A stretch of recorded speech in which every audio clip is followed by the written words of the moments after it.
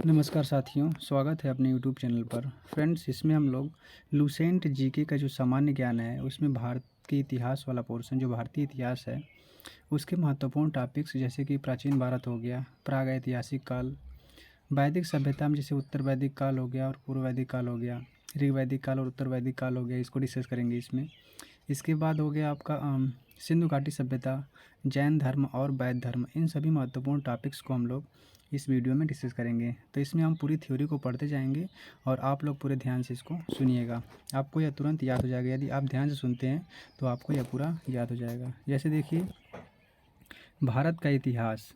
उत्तर में हिमालय से लेकर दक्षिण में समुद्र तक फैला यह उपमहाद्वीप भारतवर्ष के नाम से जाना जाता है, जिसे महाकाव्य तथा पुराणों में भारतवर्ष अर्थात भरत का देश तथा यहाँ के निवासियों को भारतीय अर्थात भरत की संतान कहा गया है। यूनानियों ने भारत को इंडिया कहा था तथा मध्यकालीन मुगल इतिहासकारों ने हिंद अथवा हिंदुस्तान के नाम से इसको संबोधित किया था। तो यूनानियों ने भारत को इंडिया कहा और मध्यकालीन मुस्लिम इतिहासकारों ने हिंद अथवा हिंदुस्तान के नाम से इसको संबोधित किया। इसके बाद भारतीय इतिहास को अध्ययन की सुविधा के लिए 3 भागों में बांटा गया है। एक प्राचीन भारत, इसके बाद मध्यकालीन भारत और आधुनिक भारत। भारतीय इतिहास को सुविधा के लिए कितने भागों में बांटा गया है? तो प्राचीन भारत हो गया, मध्यकालीन भारत और आधुनिक भारत। इसमें प्राचीन भारत को देखते हैं। प्राचीन भारतीय इतिहास के स्रोत कि प्राचीन भारत के बारे में हमको इतिहास के किस किस स्रोत से जानकारी मिलती है। प्राचीन भारतीय इतिहास के विषय में जानकारी मुख्यतः 4 स्रोतों से प्राप्त होती है। पहला है धर्म ग्रंथ, दूसरा ऐतिहासिक ग्रंथ, तीसरा विदेशियों का विवरण और चौथा है पुरातत्व संबंधी साक्ष्य। विदेशियों के विवरण में जैसे कि बहुत से विदेशी भारत में आए और उन्होंने उस समय के बारे में अपने पुस्तकों में विवरण लिखा।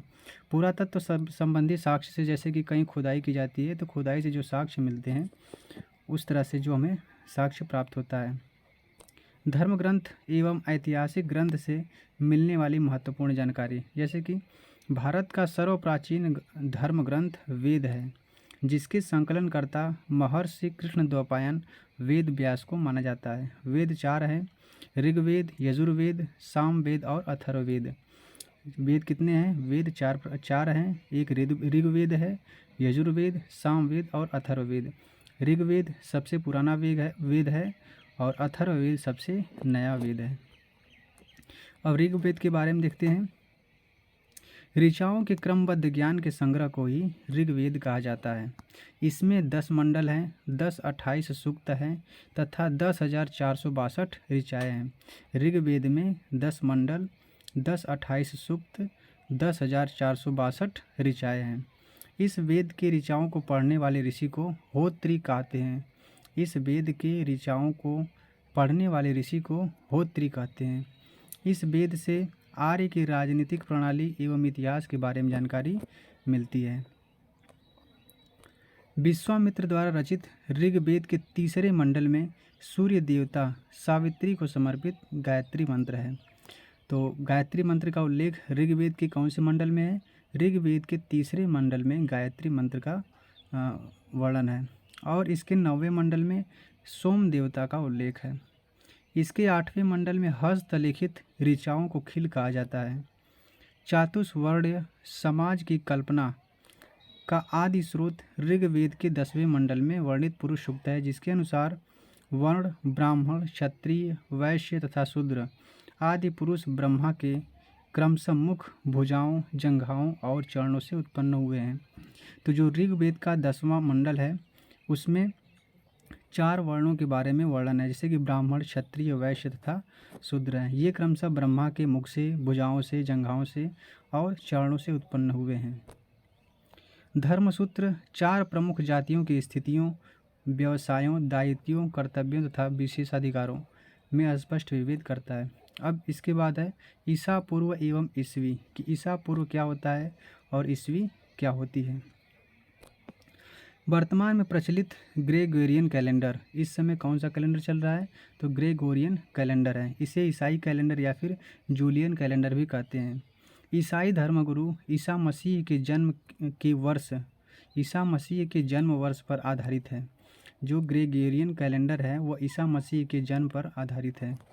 ईसा मसीह के जन्म के पहले के समय को ईसा पूर्व मतलब कि बीसी, जिसे बिफोर क्रिस्ट कहते हैं। Before the birth of Jesus Christ, मतलब बीसी का मतलब होता है बिफोर क्रिस्ट, ईसा मसीह के जन्म से पूर्व। ईसा पूर्व में वर्षों की गिनती उल्टी दिशा में होती है। जैसे महात्मा बुद्ध का जन्म 563 ईसा पूर्व में एवं मृत्यु 483 ईसा पूर्व में। देखिए उनका जन्म तो ज़्यादा समय दिया है 563, लेकिन जो मृत्यु हुई है 483 ईसा पूर्व में।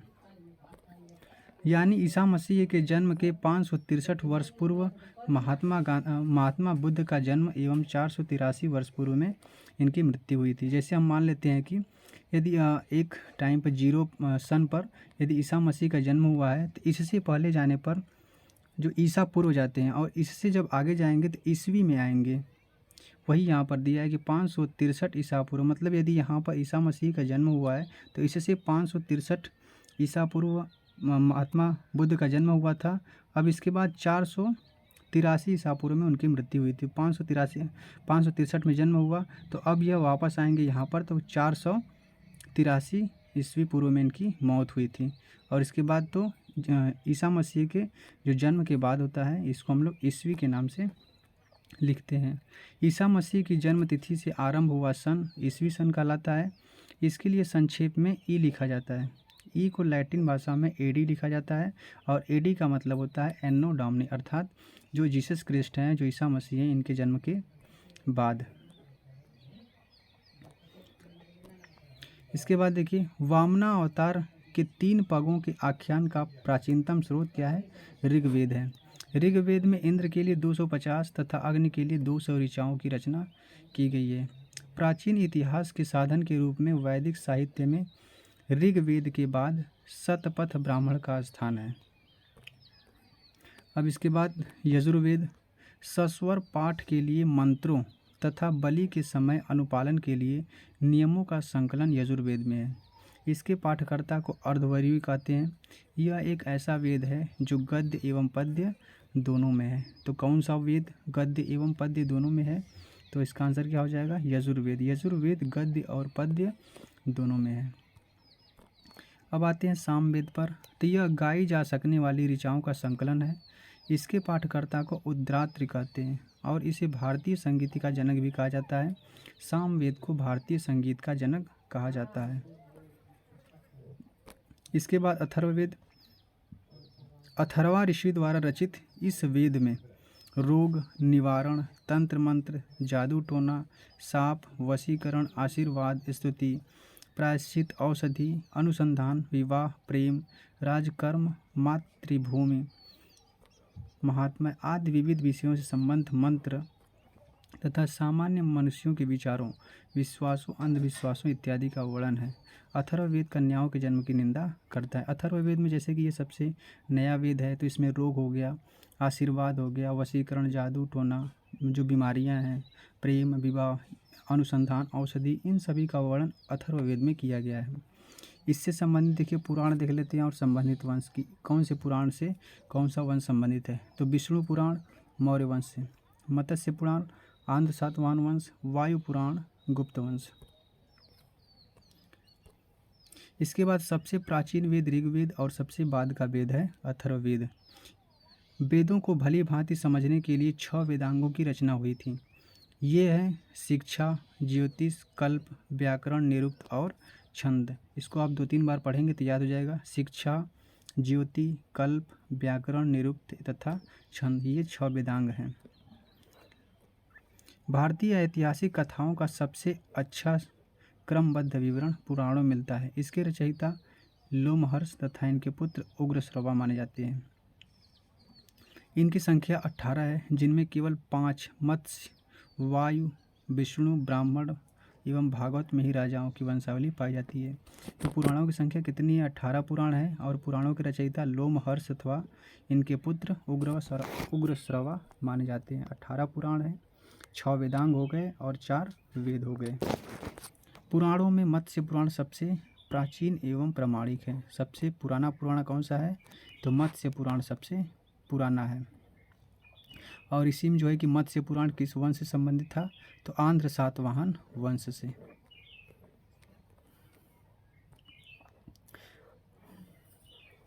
इसके बाद देखिए शतपथ ब्राह्मण में स्त्री को पुरुष की अर्धांगिनी कहा गया है। स्मृति ग्रंथों में सबसे प्राचीन एवं प्रामाणिक मनुस्मृति मानी जाती है। यह शुंग काल का मानक ग्रंथ है। नारद स्मृति गुप्त युग के विषय में जानकारी प्रदान करता है। इसमें हम लोग महत्वपूर्ण लाइन को ही पढ़ेंगे, जो महत्वपूर्ण नहीं है उसको हम लोग छोड़ देंगे। जातक में बुद्ध की पुनर्जन्म की कहानी का वर्णन मिलता है। हीनयान का प्रमुख ग्रंथ कथा वस्तु है, जिसमें महात्मा बुद्ध का जीवन चरित्र अनेक कथानकों के साथ वर्णित है।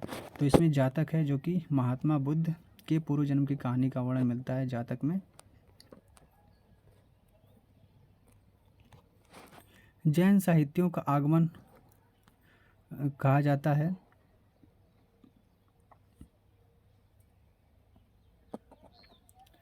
जैन साहित्य को आगम कहा जाता है। जैन धर्म का प्रारंभिक इतिहास कल्पसूत्र से ज्ञात होता है। जो जैन धर्म है उसका प्रारंभिक इतिहास कल्पसूत्र से ज्ञात होता है।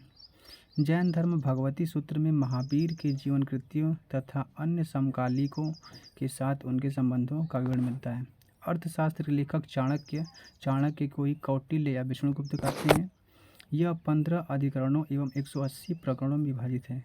इससे मौर्यकालीन इतिहास की जानकारी मिलती है। जो मौर्य काल था, जिसमें चाणक्य ने नंद वंश का अंतिम शासक घनानंद था, उसको हरा करके चंद्रगुप्त मौर्य को सम्राट बनाया था। तो चाणक्य ने अर्थशास्त्र में उसके बारे में वर्णन मिलता है मौर्य काल की। संस्कृत साहित्य में ऐतिहासिक घटनाओं को क्रमबद्ध लिखने का सर्वप्रथम प्रयास कल्हण के द्वारा किया गया था। कल्हण द्वारा रचित पुस्तक राजतरंगिणी है। तो राजतरंगिणी पुस्तक किसके द्वारा रचित है? कल्हण के द्वारा रचित है, जिसका संबंध कश्मीर के इतिहास से है।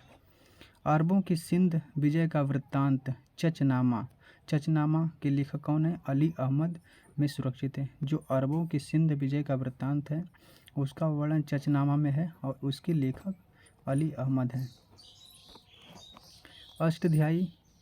अष्टाध्यायी संस्कृत भाषा व्याकरण की प्रथम पुस्तक है और इसके लेखक पढ़िनी है। अष्टाध्यायी के लेखक कौन है? पढ़िनी है। इधर राजतरंगिणी था, तो राजतरंगिणी के लेखक कल्हण, चचनामा के लेखक अली अहमद और अष्टाध्यायी के लेखक महर्षि पढ़िनी, जो कि संस्कृत भाषा व्याकरण की प्रथम पुस्तक है। इससे मौर्य के पहले का इतिहास तथा मौर्य युगीन राजनीतिक अवस्था की जानकारी प्राप्त होती है। तो जो अष्टाध्यायी है वह मौर्य काल से पहले के इतिहास के बारे में जानकारी प्राप्त होता है।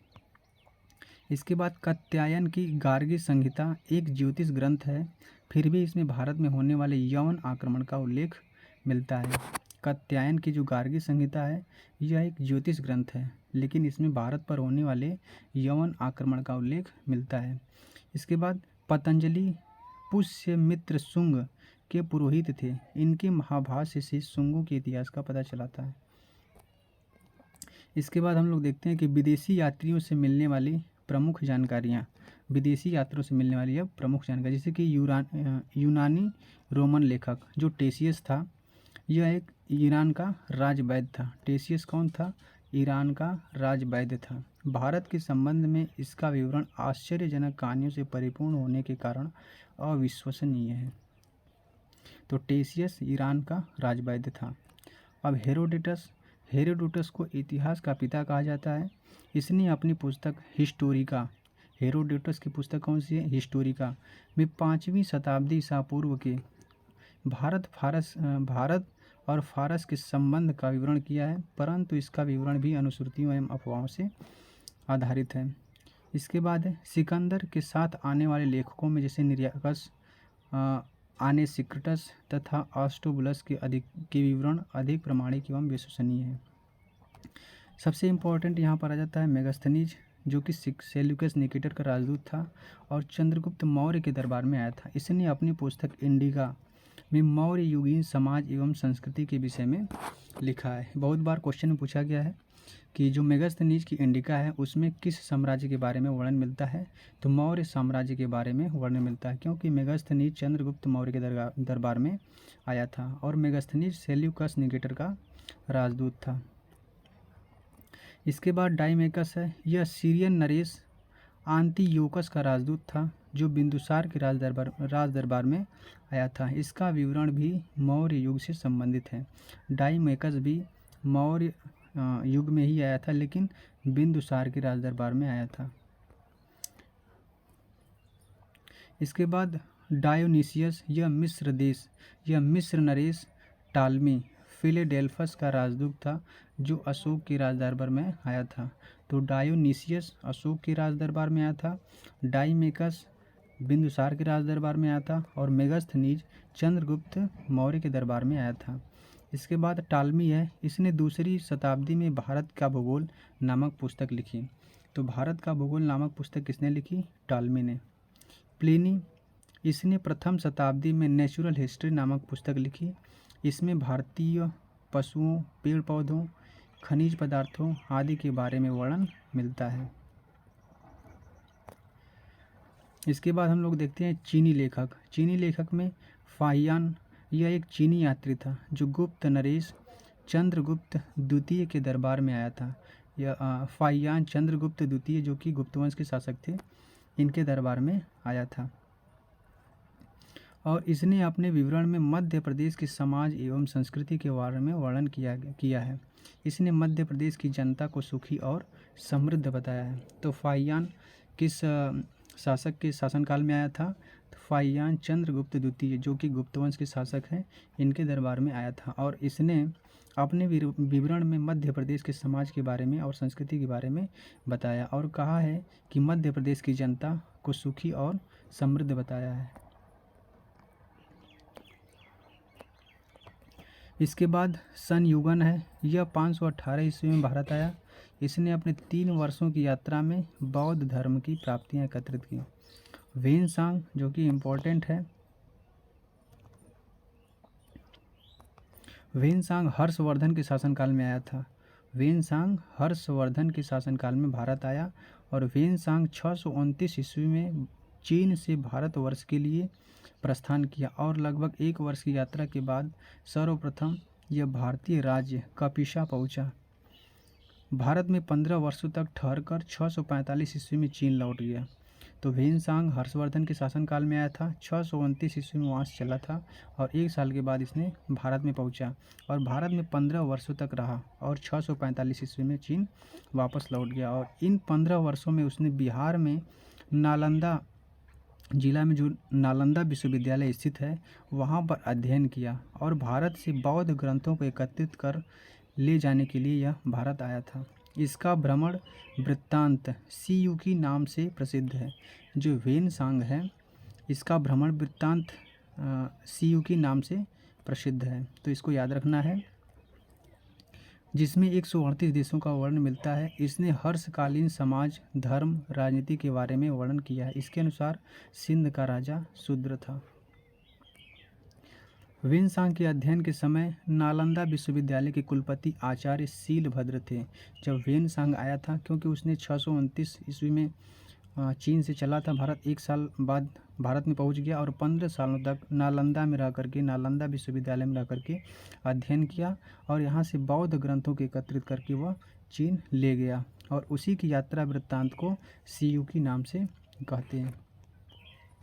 इसके बाद इत्सिंग है, यह 7वीं शताब्दी के अंत में भारत आया था। इसने अपने विवरण में नालंदा विश्वविद्यालय, विक्रमशिला विश्वविद्यालय तथा अपने समय के भारत का वर्णन किया है। नालंदा विश्वविद्यालय की स्थापना कुमारगुप्त ने की थी। इसके बाद अरबी लेखक आ जाते हैं, तो अरबी लेखक में अल-बरूनी हो गया, यह महमूद गजनवी के साथ भारत आया था। अल-बरूनी किसके साथ भारत आया था? तो अल-बरूनी महमूद गजनवी के साथ भारत आया था। अरबी में लिखी गई उसकी कृति किताब उल हिंद, तहकीक-ए-हिंद, जिसे भारत की खोज भी कहते हैं, आज भी इतिहासकारों के लिए एक महत्वपूर्ण स्रोत है। यह एक विस्तृत ग्रंथ है जो धर्म और दर्शन, त्योहारों, खगोल विज्ञान, कीमिया, रीति रिवाजों, प्रथाओं, सामाजिक जीवन, भार तौल तथा मापन विधियों, पूर्ति, कला, कानून, मापतौल, मापतंत्र हो गया, विज्ञान आदि विषयों के आधार पर 80 अध्ययनों में विभाजित है। इसमें राजपूत कालीन समाज, धर्म, रीति रिवाज, राजनीति आदि पर सुंदर प्रकाश डाला गया है। ये अल-बरूनी था, जो कि अरबी लेखक था यह, और महमूद गजनवी के साथ भारत आया था। इसकी रचनाएं जैसे कि किताबुल हिंद है, या फिर इसी तहकीकी हिंद कहते हैं, और इसी को भारत की खोज कहते हैं। इसके बाद इब्न बतूता आ जाता है। इसके द्वारा अरबी, इब्न बतूता कहाँ का निवासी था, तो मोरक्को का निवासी था इब्न बतूता। इसके द्वारा अरबी भाषा में लिखा गया उसका यात्रा वृत्तांत रिहला कहा जाता है। जो इब्न बतूता है उसके द्वारा जो यात्रा वृत्तांत लिखा गया है उसको रिहला कहा जाता है। 14वीं शताब्दी में भारतीय उपमहाद्वीप के सामाजिक तथा सांस्कृतिक जीवन के विषय में बहुत ही प्रचुर तथा रोचक जानकारी देता है। 1333 ईस्वी में दिल्ली पहुंचने पर इसकी विद्वता से प्रभावित होकर सुल्तान मोहम्मद बिन तुगलक ने उसे दिल्ली का काजी या न्यायाधीश नियुक्त किया। तो इब्न बतूता भारत में जब पहुंचा था तो दिल्ली में पहुंचा, उस समय किसका शासक था, मोहम्मद बिन तुगलक का। तुगलक वंश उस समय चल रहा था, और मोहम्मद बिन तुगलक ने उसे काजी या फिर न्यायाधीश नियुक्त किया। अन्य लेखक जैसे कि तारानाथ हो गए, यह एक तिब्बती लेखक था। इसने कंग्यूर तथा तंग्यूर नामक ग्रंथ की रचना की। इनसे भारतीय इतिहास के बारे में जानकारी मिलती है। मार्को पोलो जो कि यह 13वीं शताब्दी के अंत में पांड्य देश की यात्रा पर आया था। इसका विवरण पांड्य इतिहास के अध्ययन के लिए उपयोगी है। अब इसके बाद पुरातत्व संबंधी साक्ष्य, जैसे कि जो खुदाई से साक्ष्य मिलते हैं उसे ही पुरातत्व संबंधी साक्ष्य कहते हैं। 1400 ईसा पूर्व, 1400 ईसा पूर्व मतलब कि जो बिफोर क्रिस्ट है, जो ईसा मसीह का जन्म है, उससे 1400 साल हमको पीछे जाना पड़ेगा। उस टाइम की बात 1400 ईसा पूर्व कहेंगे। अभिलेख बोगाज कोई एशिया माइनर से वैदिक देवता मित्र, वरुण, इंद्र और नासत्य के नाम मिलते हैं। मध्य भारत में भागवत धर्म विकसित होने का प्रमाण यवन राजदूत होलियोडोरस के वेश नगर गरुड़ स्तंभ लेख से प्राप्त होता है। सर्वप्रथम भारतवर्ष का जिक्र हाथी गुम्फा अभिलेख में मिलता है। तो भारतवर्ष का जिक्र सबसे पहले कहाँ मिलता है, हाथी गुम्फा अभिलेख में। सर्वप्रथम दुर्भिक्ष की जानकारी देने वाला अभिलेख 100 गौरा अभिलेख है। सर्वप्रथम भारत पर होने वाले हूण आक्रमण की जानकारी भीतरी स्तंभ लेख से प्राप्त होती है। सती प्रथा का पहला लिखित साक्ष्य एरण अभिलेख से प्राप्त होता है। उस समय शासक थे भानुगुप्त थे। सती प्रथा का जो पहला साक्ष्य है वह किस अभिलेख से प्राप्त होता है, एरण अभिलेख। और भारतवर्ष का उल्लेख, भारतवर्ष के बारे में जो जिक्र है वो सबसे पहले हाथी गुम्फा अभिलेख से प्राप्त होता है। इसमें दो याद करना है। एक तो भारतवर्ष का जिक्र हाथी गुम्फा अभिलेख से, और दूसरा जो सती प्रथा है उसका अभिलेख, उसका जो लिखित साक्ष्य कहाँ से मिलता है, एरण अभिलेख से, और उस समय शासक थे भानुगुप्त।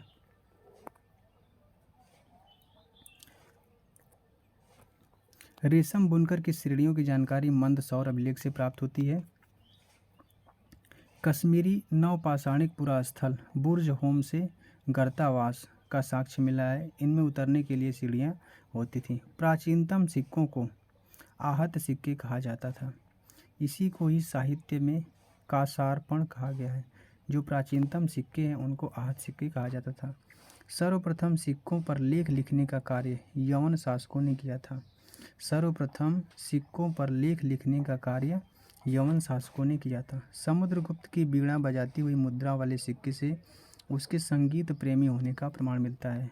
समुद्रगुप्त की बीड़ा बजाती हुई मुद्रा वाले सिक्के से उसके संगीत प्रेमी होने का प्रमाण मिलता है। अरिकमेड़ु से रोमन सिक्के प्राप्त हुए हैं।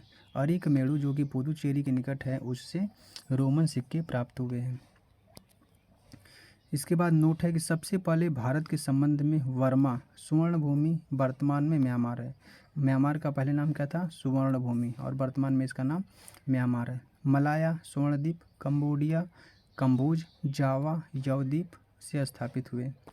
इसके बाद अब महत्वपूर्ण अभिलेख हैं और उस समय के शासक हैं। हाथी गुम्फा अभिलेख कलिंग राज खारवेल, जूनागढ़ अभिलेख रुद्रदामन, नासिक अभिलेख गौतमी बलश्री, प्रयाग स्तंभ अभिलेख समुद्रगुप्त, इलाहाबाद या फिर प्रयाग स्तंभ अभिलेख समुद्रगुप्त। ऐहोल अभिलेख पुलकेशिन द्वितीय। मंदसौर अभिलेख मालवा नरेश यशोवर्मन। ग्वालियर अभिलेख प्रतिहार नरेश भोज। भीतरी एवं जूनागढ़ अभिलेख स्कंदगुप्त। देवपाड़ा अभिलेख बंगाल शासक विजय सेन। अभिलेखों का अध्ययन एपिग्राफी कहलाता है। अभिलेखों का अध्ययन क्या कहलाता है? अभिलेखों का अध्ययन एपिग्राफी कहलाता है। इसके बाद आते हैं हम लोग प्राग ऐतिहासिक काल पर। इससे पहले तो हम लोगों ने देखा कि जो प्राचीन इतिहास है उसके बारे में जानकारी कहाँ कहाँ से मिलती है। अब इसके बाद प्राग ऐतिहासिक काल। प्राग ऐतिहासिक काल में जैसे कि जिस काल में मनुष्य ने घटनाओं का कोई लिखित विवरण उद्धृत नहीं किया है उसे प्राग ऐतिहासिक काल कहते हैं। मानव विकास के उस काल को इतिहास कहा जाता है जिसका विवरण लिखित रूप में उपलब्ध है। तो प्राग ऐतिहासिक काल उस काल को कहते हैं जिसमें मनुष्य ने घटनाओं का कोई भी लिखित विवरण उद्धृत नहीं किया है, उसे प्राग ऐतिहासिक काल कहते हैं। और मानव विकास के उस काल को इतिहास कहा जाता है जहाँ से विवरण लिखित के रूप में, साक्ष्य के रूप में मिले हैं। इसके बाद आद्य ऐतिहासिक काल है। आद्य ऐतिहासिक काल उस काल को कहते हैं जिस काल में लेखन कला के प्रचलन के बाद उपलब्ध लेख पढ़े नहीं गए। प्राग ऐतिहासिक काल में तो कोई भी विवरण मौजूद नहीं था, न लिखित साक्ष्य थे, कुछ नहीं थे। लेकिन जो आद्य ऐतिहासिक काल है, इस टाइम पीरियड में लिखे हुए साक्ष्य मिले लेकिन उसको अभी तक पढ़ा नहीं गया, उसे आद्य ऐतिहासिक काल कहते हैं। इसके बाद ज्ञानी मानव जो होमो सेपियंस था का प्रवेश इस धरती पर आज से लगभग 30 या 40 हज़ार वर्ष पूर्व हुआ है। इसके बाद देखिए संस्कृति और बर्तन। तो मालवा काला तथा लाल, बुर्ज़होम धूसर, जोखे लाल, दक्षिणी नवपाषाण चमकीला धूसर और पूर्वी नवपाषाण भूरा लाल। इसमें पूर्व पाषाण युग के मानव की जीविका का मुख्य आधार क्या था? शिकार। जो पूर्व पाषाण युग थे उसमें मनुष्य की जीविका का आधार क्या था? तो शिकार था। आग का आविष्कार पूरा पाषाण काल में एवं पहिए का आविष्कार नवपाषाण काल में हुआ। मनुष्य में अस्थायी निवास की प्रवृत्ति नवपाषाण काल में हुई तथा उसने सबसे पहले कुत्ता को पालतू बनाया। आग का आविष्कार पूरा पाषाण काल में हुआ तथा पहिए का आविष्कार नवपाषाण काल में हुआ। मनुष्य ने अस्थायी निवास की प्रवृत्ति नवपाषाण काल में एवं उसने सबसे पहले कुत्ता को अपना पालतू पशु बनाया। मनुष्य ने सर्वप्रथम तांबा धातु का प्रयोग किया। मनुष्य ने सर्वप्रथम तांबा धातु का प्रयोग किया। उसके द्वारा बनाया जाने वाला प्रथम औजार क्या था? कुल्हाड़ी। और इसकी प्राप्ति अति रमक्कम मतलब कि प्राप्ति स्थल है जो कुल्हाड़ी है वो अति रमक्कम था। तो मनुष्य के द्वारा सर्वप्रथम किस धातु का प्रयोग किया गया? तांबा का। और इससे बनाया जाने वाला प्रथम औजार कुल्हाड़ी था। कृषि का आविष्कार नवपाषाण काल में हुआ। प्रागैतिहासिक अन्न उत्पादक स्थल मेहरगढ़ पश्चिमी बलूचिस्तान में अवस्थित है। जो मेहरगढ़ है जहाँ से अन्न उत्पादक मिला है, जो अन्न की प्राप्ति हुई है मेहरगढ़ से, वह पश्चिमी बलूचिस्तान में स्थित है जो कि पाकिस्तान का ही एक प्रांत है। कृषि के लिए अपनाई गई सबसे प्राचीन फसल गेहूँ एवं जौ थी। कृषि के लिए अपनाई गई सबसे प्राचीन फसल कौन सी थी? गेहूँ तथा जौ। कृषि का प्रथम उदाहरण मेहरगढ़ से प्राप्त हुआ है। कोल्डी हवा का संबंध चावल के प्राचीनतम साक्ष्य से है। कृषि का प्रथम उदाहरण मेहरगढ़ से प्राप्त हुआ है, जो मेहरगढ़ बलूचिस्तान में स्थित है और बलूचिस्तान पाकिस्तान का ही एक प्रांत है। और कोल्डी हवा का संबंध चावल के प्राचीनतम साक्ष्य से है। इसके बाद देखते हैं कि पल्लावरम नामक स्थान पर प्रथम भारतीय पुरापाषाण कलाकृति की खोज हुई थी। भारत में पूर्व प्रस्तर युग के अधिकांश औजार स्फटिक है, मतलब पत्थर से बने हुए हैं। रॉबर्ट ब्रूस फ्रूट पहले व्यक्ति थे जिन्होंने 1863 ईस्वी में भारत में पुरापाषाणकालीन औजारों की खोज की। भारत का सबसे प्राचीन नगर मोहनजोदड़ो था, सिंधी भाषा में, जिसका अर्थ है मृतकों का टीला। तो भारत का सबसे प्राचीन नगर कौन सा था? मोहनजोदड़ो। और मोहनजोदड़ो का अर्थ है मृतकों का टीला। असम का श्वेतभ्रू गिबन भारत में पाया जाने वाला एकमात्र मानव कपि है। इनाम गांव ताम्रपाषाण युग की एक बड़ी बस्ती थी। इसका संबंध जोरवे संस्कृति से है। भारत में शिवालिक की पहाड़ी से जीवाश्म का प्रमाण मिलता है। भारत में जो शिवालिक की पहाड़ी है उसी से जीवाश्म का प्रमाण मिलता है। शिवालिक जैसे कि जो हिमालय पर्वत है, तो हिमालय पर्वत को मोस्टली 4 भागों में बांटा गया है। पहले तो ट्रांस हिमालय है, इसके बाद महान हिमालय, महान हिमालय को हिमाद्री भी कहते हैं, इसके बाद लघु हिमालय है या फिर लघु हिमालय को मध्य हिमालय कहते हैं। इसके सबसे नीचे सबसे दक्षिण में शिवालिक की पहाड़ी, ये शिवालिक हिमालय है। इसके बाद भारत में मनुष्य संबंधी सबसे पहला प्रमाण नर्मदा घाटी में मिलता है। तो मनुष्य से संबंधित सबसे पहला प्रमाण कहाँ से मिलता है? नर्मदा घाटी में मिलता है। भारतीय नागरिक सेवा के अधिकारी रिजले प्रथम व्यक्ति थे जिन्होंने प्रथम बार वैज्ञानिक आधार पर भारत की जनसंख्या का प्रजातीय विविधीकरण किया। अब इसके बाद आता है सिंधु सभ्यता। रेडियो कार्बन 14 जैसी नवीन विश्लेषण पद्धति के द्वारा सिंधु सभ्यता के सर्वमान्य तिथि 2400 ईसा पूर्व से 1700 ईसा पूर्व मानी गई है। तो जो सिंधु सभ्यता है इसकी मान्य तिथि कितनी है? 2400 ईसा पूर्व से लेकर के 1700 ईसा पूर्व के बीच माना गया है सिंधु सभ्यता के बारे में। सिंधु सभ्यता की खोज राय बहादुर दयाराम साहनी ने की थी। सिंधु सभ्यता की खोज राय बहादुर दयाराम साहनी ने की थी। सिंधु सभ्यता को प्राक ऐतिहासिक मतलब प्रोटो हिस्टोरिक अथवा कांस्य युग में रखा जाता है। इस सभ्यता के मुख्य निवासी द्रविड़ एवं भूमध्य सागरी थे। तो सबसे पहले यहाँ हम देख लेते हैं कि सिंधु सभ्यता की खोज किसने की थी? दयाराम साहनी ने। और सिंधु सभ्यता को कांस्य युगीन सभ्यता भी कहते हैं। इसके बाद इस सभ्यता के मुख्य निवासी द्रविड़ तथा भूमध्य सागरी थे। सिंधु सभ्यता के सर्वाधिक पश्चिमी पुरास्थल दाश्क नदी के किनारे स्थित सुतका गेंडोर जो कि बलूचिस्तान में है। सबसे पश्चिमी किनारा सुतका गेंडोर जो कि बलूचिस्तान में है। पूर्वी स्थल हिंडन नदी के किनारे आलमगीरपुर जो कि उत्तर प्रदेश के मेरठ जिले में पड़ता है। हिंडन नदी के किनारे आलमगीरपुर। सबसे उत्तरी पुरास्थल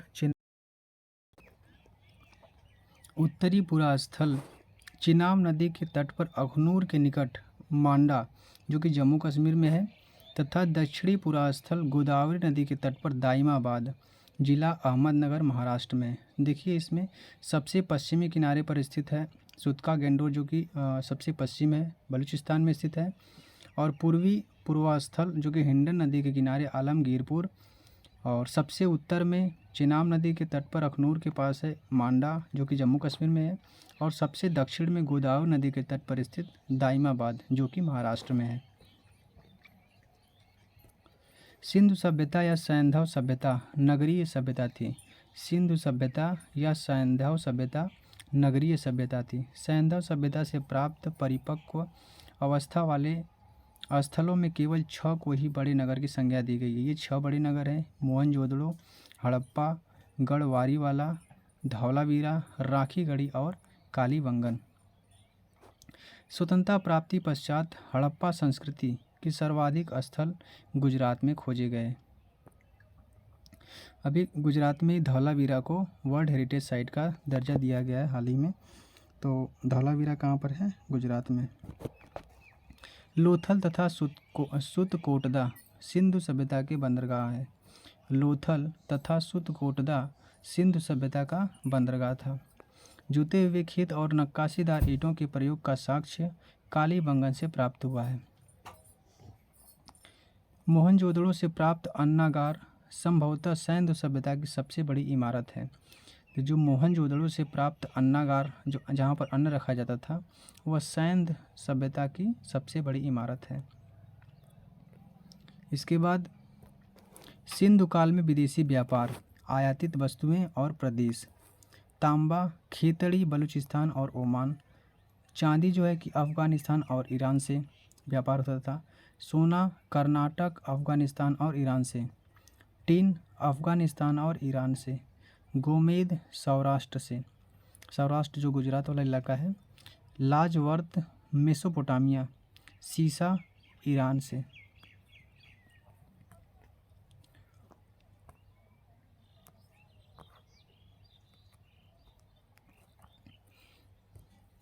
मोहनजोदड़ो से प्राप्त बृहद स्नानागार एक प्रमुख स्मारक है जिसके मध्य स्थित स्नान कुंड और इस स्नान कुंड की लंबाई कितनी थी? 11.88 मीटर, 7.01 मीटर चौड़ा था और 2.43 मीटर गहरा था। मोहनजोदड़ो से क्या प्राप्त हुआ है? बृहद स्नानागार प्राप्त हुआ है जिसकी लंबाई 11.88 मीटर, चौड़ाई 7.01 मीटर और गहराई कितनी थी इसकी? 2.43 मीटर। अग्निकुंड लोथल एवं कालीबंगन से प्राप्त हुए हैं।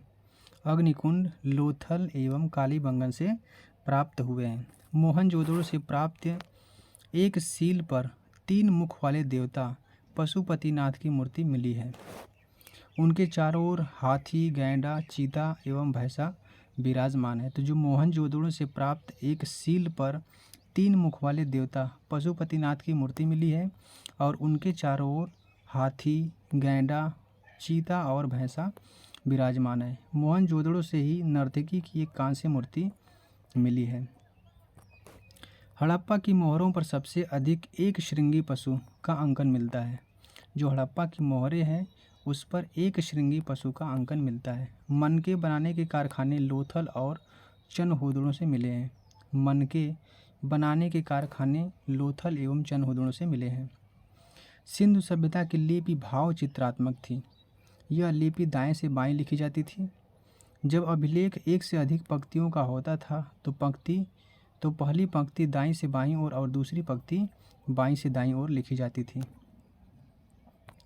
सिंधु सभ्यता की लिपि कौन सी थी? भाव चित्रात्मक थी और इसमें जैसे कि दाईं से बाईं ओर मतलब इस साइड से इस साइड लिखी जाती थी। जब यह लाइन पूरा हो जाता था फिर इसको ऐसे लिखी जाती थी, मतलब इस तरह से करके इसको लिखी जाती थी। जो सिंधु सभ्यता की जो लिपि थी वह भाव चित्रात्मक थी और यह दाईं से बाईं की ओर लिखी जाती थी।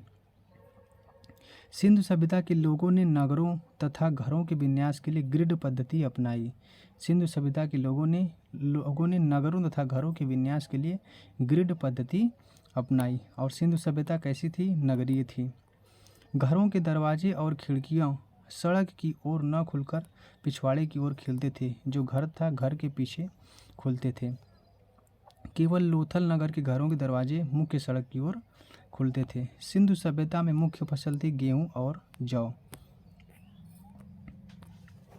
सैंधववासी मिठास के लिए शहद का प्रयोग किया करते थे। सैंधववासी मिठास के लिए शहद का प्रयोग करते थे और सिंधु सभ्यता में मुख्य फसल थी गेहूं और जौ। रंगपुर एवं लोथल से चावल के दाने प्राप्त हुए हैं जिनसे धान की खेती के होने का प्रमाण मिलता है। चावल के प्रथम साक्ष्य लोथल से ही प्राप्त हुए हैं। तो चावल के साक्ष्य कहाँ से मिले हैं? रंगपुर और लोथल से, लेकिन चावल के सबसे पहला साक्ष्य लोथल से ही मिला है। सुरकोटदा, कालीबंगन तथा लोथल से सैंधवकालीन घोड़े के अस्थिपंजर मिले हैं। घोड़े के अस्थिपंजर कहाँ कहाँ से मिले हैं? सुरकोटदा से, कालीबंगन से तथा लोथल से सैंधवकालीन घोड़े के अस्थिपंजर मिले हैं।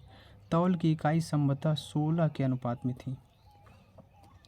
तौल की इकाई संभवतः 16 के अनुपात में थी। सैंधव सभ्यता के लोग यातायात के लिए 2 पहियों एवं 4 पहियों वाली बैलगाड़ी या भैंसा गाड़ी का उपयोग करते थे। मेसोपोटामिया के अभिलेखों में वर्णित मेलुहा शब्द का अभिप्राय सिंधु सभ्यता से ही है। जो मेसोपोटामिया के अभिलेखों में वर्णित मेलुहा शब्द का अभिप्राय सिंधु सभ्यता से ही है। सैंधव सभ्यता जो संभवतः हड़प्पा संस्कृति का शासन वणिक वर्ग के हाथों में था। पिग्गट ने हड़प्पा एवं मोहनजोदड़ो को एक विस्तृत साम्राज्य की जुड़वा राजधानी कहा है। पिग्गट ने हड़प्पा एवं मोहनजोदड़ो को एक विस्तृत साम्राज्य की जुड़वा राजधानी कहा है। सिंधु सभ्यता के लोग धरती को उर्वरता की देवी मानकर उसकी पूजा किया करते थे। तो सिंधु सभ्यता को लोग किसको उर्वरता की देवी मानते थे? धरती को उर्वरता की देवी मान करके उसकी पूजा किया करते थे। वृक्ष पूजा एवं शिव पूजा के प्रचलन के साक्ष्य भी सिंधु सभ्यता से मिलते हैं। स्वास्तिक चिन्ह संभवतः हड़प्पा सभ्यता की देन है। स्वास्तिक चिन्ह संभवतः हड़प्पा सभ्यता की देन है। इस चिन्ह से सूर्योपासना का अनुमान लगाया जाता है। सिंधु घाटी के नगरों में किसी भी मंदिर के अवशेष नहीं मिले हैं। तो यहाँ पर किसी भी मंदिर के अवशेष नहीं मिले हैं सिंधु घाटी में, लेकिन यहाँ पर जो स्वास्तिक चिन्ह है वो हड़प्पा सभ्यता से प्राप्त हुआ है और इसी चिन्ह से जो है कि सूर्योपासना का अनुमान लगाया जाता है।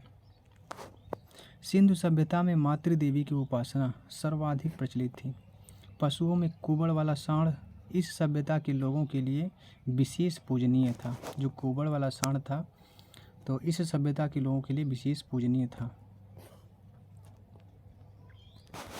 स्त्री मृण मूर्तियाँ, जिसे मिट्टी की मूर्तियाँ कहते हैं, अधिक मिलने से ऐसा अनुमान लगाया जाता है कि सैंधव समाज मातृसत्तात्मक था, क्योंकि जो स्त्री की मूर्तियाँ मिली हैं, स्त्री की मिट्टी की मूर्तियाँ मिली हैं, उससे यह अनुमान लगाया जाता है कि जो सैंधव समाज था वह मातृसत्तात्मक था। सैंधववासी सूती एवं ऊनी कपड़ों का प्रयोग करते थे। मनोरंजन के लिए सैंधववासी जैसे मछली पकड़ना, शिकार करना, पशु पक्षियों को आपस में लड़ाना, चौपड़ खेलना और पासा खेलना आदि साधनों का प्रयोग किया करते थे। सैंधववासी मनोरंजन के लिए क्या क्या किया करते थे, जैसे कि मछली पकड़ना, शिकार करना, पशु पक्षियों को आपस में लड़ाना, चौपड़ और पासा खेलना, इस प्रकार के साधनों का प्रयोग करते थे। सिंधु सभ्यता के लोग काले रंग से डिजाइन किए हुए लाल मिट्टी के बर्तन बनाते थे। सिंधु घाटी के लोग तलवार से परिचित नहीं थे। कालीबंगन एकमात्र हड़प्पा कालीन स्थल है जिसका निचला शहर भी किले से घिरा हुआ है, जिसका निचला शहर भी घिरे से किला है। सामान्य लोगों के रहने के लिए हुआ करता था।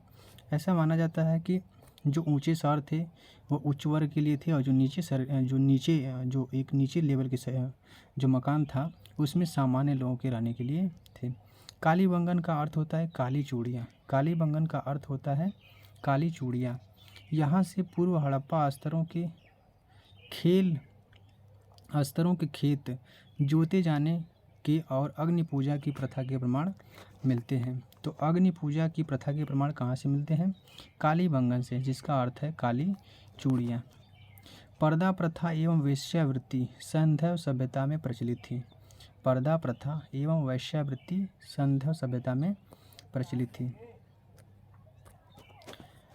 शवों को जलाने एवं गाड़ने यानी दोनों प्रथाएं प्रचलित थीं। हड़प्पा में शवों को दफनाने जबकि मोहनजोदड़ो में जलाने की प्रथा प्रचलित थी। हड़प्पा में जो है कि शवों को दफनाया जाता था जबकि मोहनजोदड़ो में जलाने की प्रथा विद्यमान थी। लोथल एवं कालीबंगन में युग्म समाधियाँ मिली हैं। लोथल एवं कालीबंगा में युग्म समाधियाँ मिली हैं, मतलब कि दो दो लोगों को समाधि के रूप में गाड़ा गया था, दफनाया गया था। सैंधव सभ्यता के विनाश का संभवतः सबसे प्रभावी कारण बाढ़ था। तो सैंधव सभ्यता के विनाश का सबसे प्रभावी कारण क्या था? बाढ़ था। आग में पकी हुई मिट्टी को टेराकोटा कहा जाता है। आग में पकी हुई मिट्टी को टेराकोटा कहा जाता है। अब इसके बाद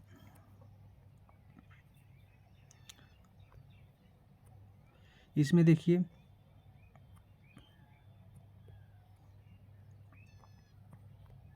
सैंधव सभ्यता के प्रमुख स्थल, नदी, उत्खननकर्ता एवं वर्तमान स्थिति। तो हड़प्पा स्थल जो है कि रावी नदी के किनारे स्थित है और इसकी खोज दयाराम साहनी एवं माधव स्वरूप वत्स ने किया था 1921 में। और पाकिस्तान और स्थिति कहाँ पर है इसकी? तो पाकिस्तान के मोंटगोमरी जिला में। इसके बाद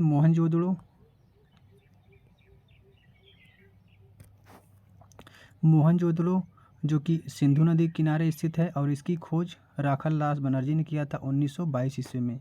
मोहनजोदड़ो कहाँ पर स्थित है? तो पाकिस्तान के सिंध प्रांत के लारकाना जिले में स्थित है। चनहुदड़ो सिंधु नदी के किनारे पर स्थित है। इसकी खोज गोपाल मजूमदार ने की थी सन 1931 ईस्वी में और यह अभी सिंध प्रांत पाकिस्तान में स्थित है। कालीबंगन, अभी जो हमने पढ़ा कालीबंगन जिसका अर्थ होता है काली चूड़ियाँ, और कालीबंगन घग्गर नदी किनारे स्थित है। इसकी खोज बीबी लाल एवं बी के थापर ने 1953 में किया था और यह राजस्थान के हनुमानगढ़ जिले में स्थित है। कालीबंगन कहाँ स्थित है? राजस्थान में। कोटदीजी सिंधु नदी किनारे स्थित है। इसकी खोज फजल अहमद ने की थी 1953 ईस्वी में और यह सिंध प्रांत का खैरपुर स्थान पर स्थित है। कोटदीजी सिंध प्रांत में स्थित है जो कि पाकिस्तान का एक हिस्सा है। रंगपुर यह मादर नदी किनारे है। इसकी खोज रंगनाथ राव ने 1953-54 में की थी और यह गुजरात का काठियावाड़ ज़िले में। तो रंगपुर कहाँ पर है? गुजरात में। रोपड़ सतलज नदी किनारे यज्ञ दत्त शर्मा ने 1953 से 56 के बीच में खोजा था। और पंजाब का रोपड़ ज़िलों, रोपड़ कहाँ पर है? पंजाब में है। लोथल भोगवा नदी किनारे है। इसकी खोज रंगनाथ राव ने की थी 1955 और 62 में। गुजरात का अहमदाबाद ज़िले के आसपास है। लोथल गुजरात में है। आलमगीरपुर हिंड नदी किनारे और यह उत्तर प्रदेश के मेरठ में है। सुतका गेंडोर जो कि दास्क नदी किनारे है और यह पाकिस्तान के मकरान में समुद्र तट के किनारे है। सुतका गेंडोर कहाँ पर है? पाकिस्तान में है। बनवाली जो कि हरियाणा में है और धौलावीरा जो है कि गुजरात में। इसकी खोज 1990-91 में रविंद्र सिंह बिष्ट ने की थी। इसके बाद वैदिक सभ्यता।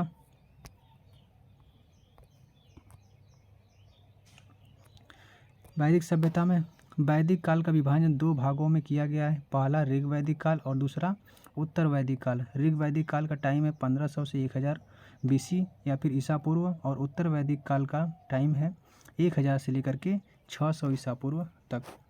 आर्य सर्वप्रथम पंजाब एवं अफगानिस्तान में बसे। मैक्स मुलर ने आर्यों का मूल निवास स्थान मध्य एशिया को माना है। आर्यों द्वारा निर्मित सभ्यता वैदिक सभ्यता कहलाई। आर्यों द्वारा विकसित सभ्यता ग्रामीण सभ्यता थी।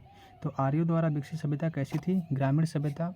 वैदिक सभ्यता को 2 भागों में बांटा गया है। पहला ऋग वैदिक काल जिसका टाइम है 1500 से लेकर के 1000 ईसा पूर्व तक। दूसरा है उत्तर वैदिक काल, इसका टाइम है 1000 से लेकर 600 ईसा पूर्व तक। आर्यों की भाषा संस्कृत थी। आर्यों की प्रशासनिक इकाई और वही क्रम से इन 5 भागों में बटा था: कुल, ग्राम, विश, जन और राष्ट्र। ग्राम के मुखिया ग्रामीणी, विश का प्रधान विशपति एवं जन के शासक राजन कहलाते थे। राज्याधिकारियों में पुरोहित एवं सेनानी प्रमुख थे। वशिष्ठ रूढ़िवादी एवं विश्वामित्र उदार पुरोहित थे।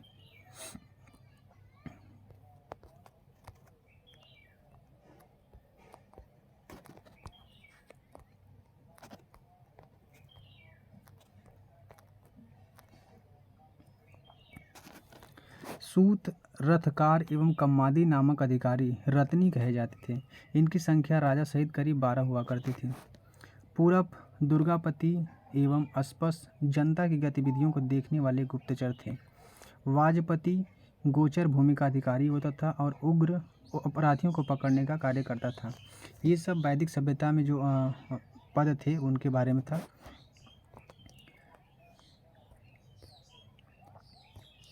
ऋग्वेद में किसी तरह के न्यायाधिकारी का उल्लेख नहीं है।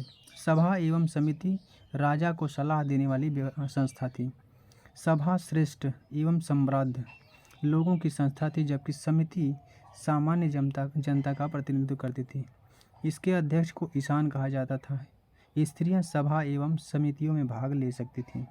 स्त्रियां जो है कि सभा एवं समितियों में भाग ले सकती थीं। युद्ध में कबीले का नेतृत्व राजा करता था।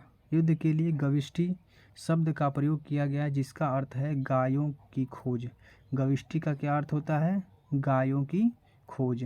10 राज्य का युद्ध जो 10 राजाओं के बीच लड़ा गया, 10 राज्य युद्ध का उल्लेख ऋग्वेद के 7वें मंडल में है।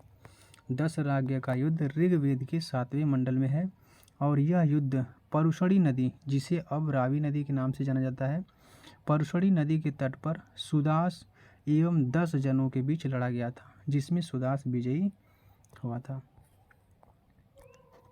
ऋग्वैदिक समाज 4 वर्णों में विभक्त था। ये वर्ण थे ब्राह्मण, क्षत्रिय, वैश्य और शूद्र। यह विभाजन व्यवसाय पर आधारित था। उपनिषदों की कुल संख्या कितनी है? तो कुल 108 उपनिषद हैं। महापुराण या फिर पुराणों की संख्या 18 है और 6 वेदांग हैं और वेदों की संख्या 4 है। ऋग्वेद के 10वें मंडल में पुरुष सूक्त में चतुर्वर्णों का उल्लेख मिलता है। इसमें कहा गया है कि ब्राह्मण परम पुरुष के मुख से, क्षत्रिय उनकी भुजाओं से, वैश्य उनकी जांघों से एवं शूद्र उनके पैरों से। तो हमने पीछे भी पढ़ा था, जो ऋग्वेद का 10वां मंडल है उनमें पुरुष सूक्त के चतुर्वर्णों का वर्णन मिलता है, जिन्हें ब्राह्मण, क्षत्रिय, वैश्य और शूद्र हैं। आर्यों का समाज पितृ प्रधान था। आर्यों का समाज कैसा था? पितृ प्रधान था, मतलब यहाँ पर पिता ही प्रधान था। समाज की सबसे छोटी इकाई परिवार या कुल थी, जिसका मुखिया पिता होता था, जिसे कुलप कहा जाता था। जिसका मुखिया पिता होता था और इसे क्या कहा जाता था? कुलप। स्त्रियां इस काल में अपने पति के साथ यज्ञ कार्य में भाग लेती थीं। बाल विवाह एवं पर्दा प्रथा का प्रचलन नहीं था इस समय। विधवा अपने मृतक पति के छोटे भाई अथवा अर्थात देवर से विवाह कर सकती थी।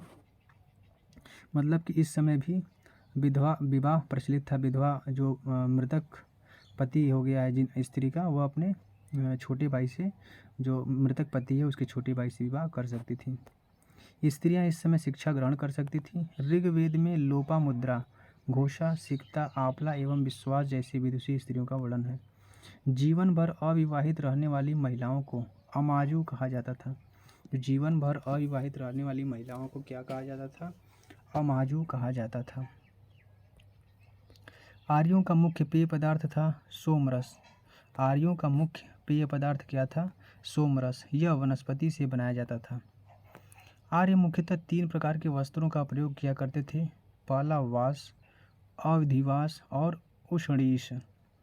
अंदर पहनने वाले कपड़े को नीवी कहा जाता था। अब इसके बाद प्रमुख दर्शन एवं उसके प्रवर्तक। प्रमुख दर्शन एवं उसके प्रवर्तक।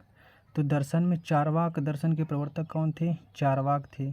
योग पतंजलि, सांख्य दर्शन कपिल मुनि, न्याय दर्शन गौतम। इसके बाद पूर्व मीमांसा जैमिनी, उत्तर मीमांसा बादरायण, वैशेषिक कणाद या फिर उलोक। एक बार फिर से देख लेते हैं हम लोग। चारवाक प्रवर्तक थे इसके। योग के लिए पतंजलि थे, सांख्य दर्शन के लिए कपिल मुनि, न्याय के लिए गौतम ऋषि, पूर्व मीमांस जैमिनी, उत्तर मीमांसा बादरायण और वैशेषिक कणाद या फिर उलोक, क्योंकि इससे प्रश्न पूछे जाते हैं। आर्यों के मनोरंजन के मुख्य साधन थे संगीत, रथ दौड़, घुड़दौड़ एवं द्युत क्रीड़ा। आर्यों का मुख्य व्यवसाय पशुपालन एवं कृषि था। आर्यों का मुख्य व्यवसाय क्या था? पशुपालन एवं कृषि। गाय को अधन्या अर्थात न मारे जाने योग्य पशु की श्रेणी में रखा गया था। गाय की हत्या करने वाले या फिर उसे घायल करने वाले के लिए वेदों में मृत्युदंड अथवा देश से निकाले जाने की व्यवस्था की गई है। तो जो गाय को, जैसे कि जो वेदों में गाय को अधन्या कहा गया, अर्थात कि न मारे जाने योग्य पशु की श्रेणी में रखा गया। जो इसकी हत्या करता था या फिर जो इसको घायल कर देता था, उसको वेदों में मृत्युदंड तथा देश से निकाले जाने की व्यवस्था की गई थी।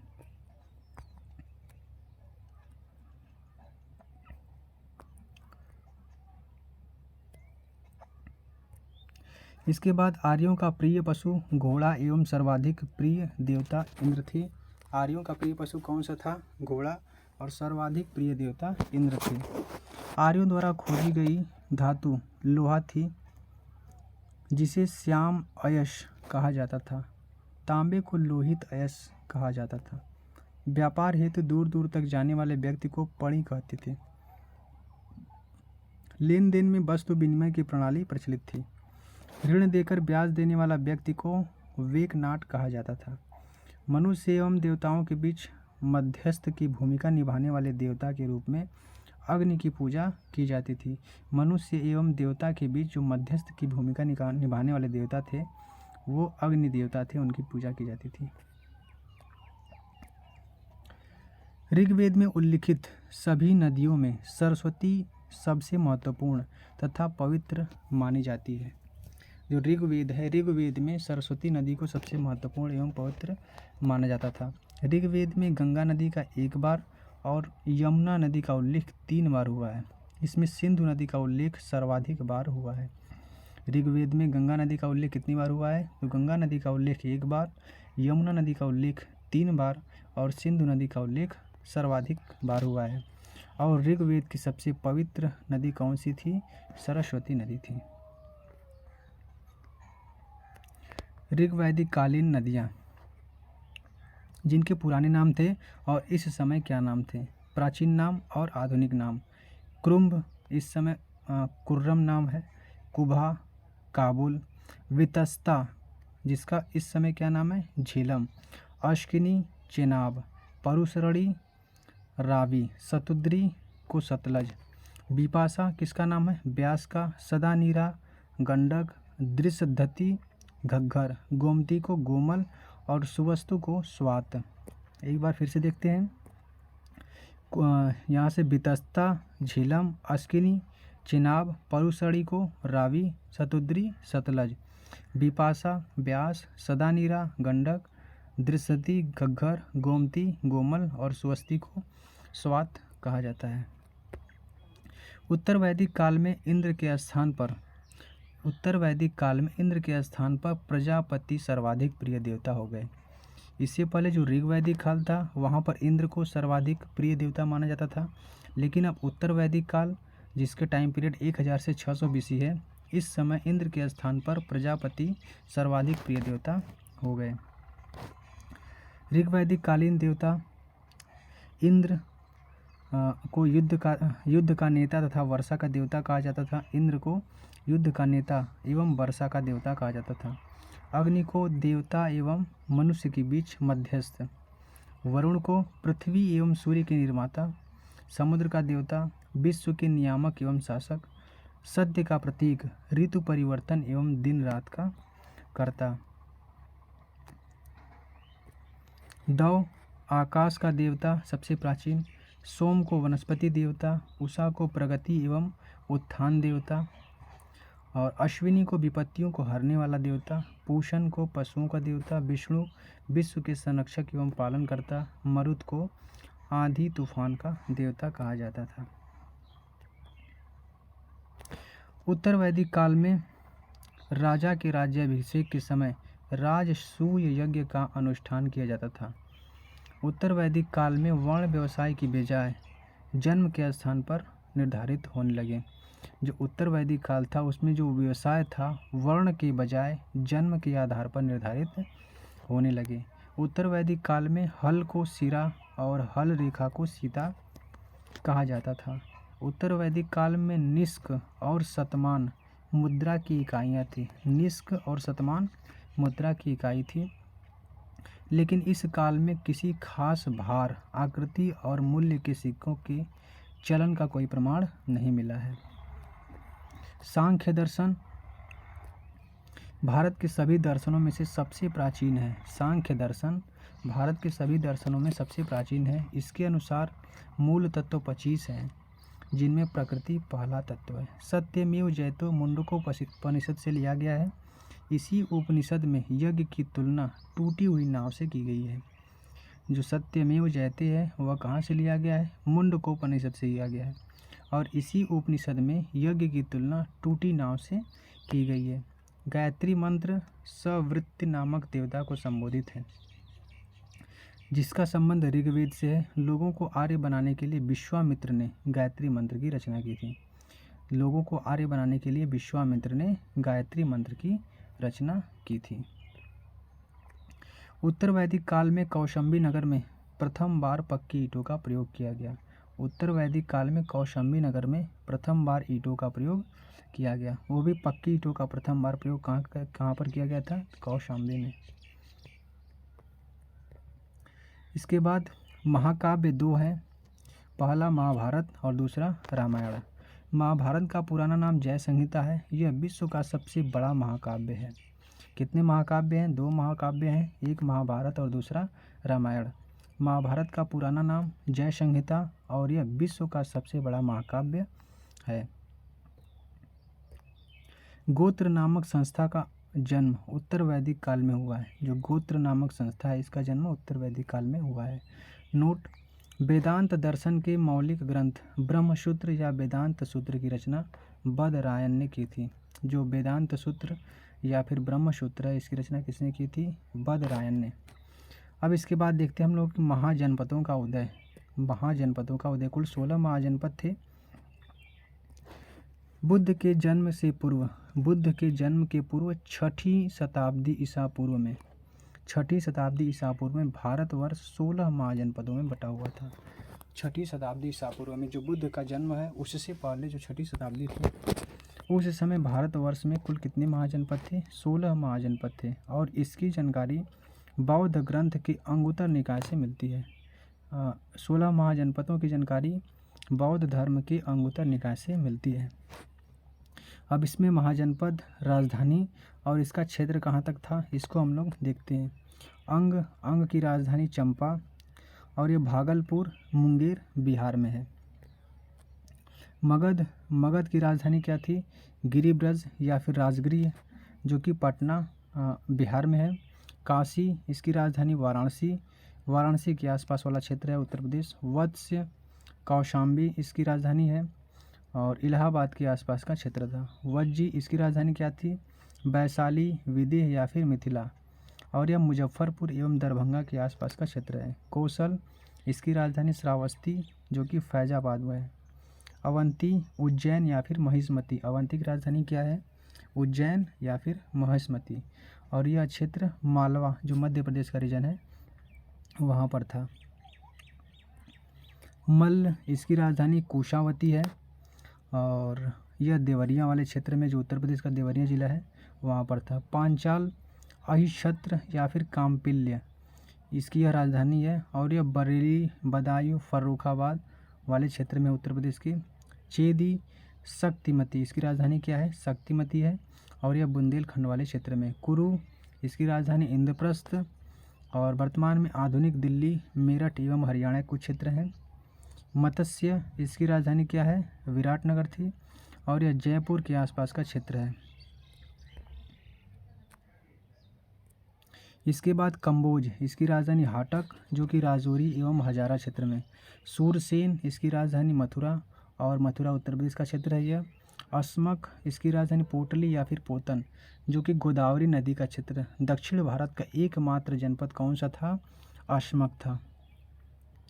लास्ट है 16वां गांधार, इसकी राजधानी कहाँ थी? तक्षशिला, रावलपिंडी एवं पेशावर जो कि पाकिस्तान में है। यहाँ तक यह वाला हिस्सा गांधार का था। अब इसके बाद हम लोग पढ़ते हैं जैन धर्म। जैन धर्म के संस्थापक एवं प्रथम तीर्थंकर कौन थे? ऋषभदेव। जैन धर्म के प्रथम तीर्थंकर कौन थे?